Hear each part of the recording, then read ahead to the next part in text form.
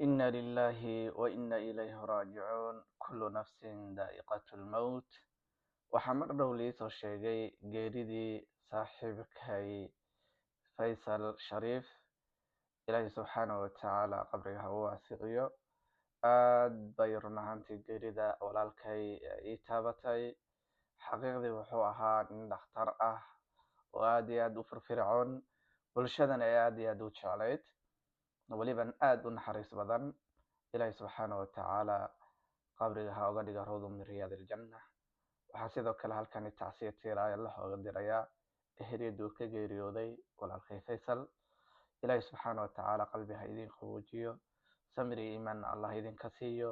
geeridaasi ninkaasi dhalinyarada ku timaaday aad bay noo wada taabatay.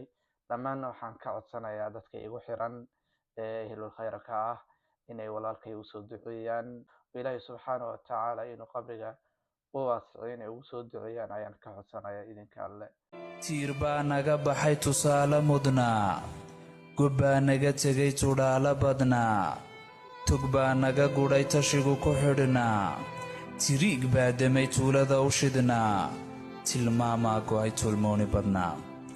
geerida timiyey xaq baa tahlada rabbi baa dhimasho tebisee, tanise urugiyo tiiraanyo badnaa. tusmada qarankaa ku taami jiro, bulshada tuman baa ku toosi jirto, markii tashigiyo taladu ku adkayd, markii tusbaxiyo tiradu ka furnayd, raggii tiirkiyo tabaha u dhigay ayuu tusayiyo tilmaanu ahaa.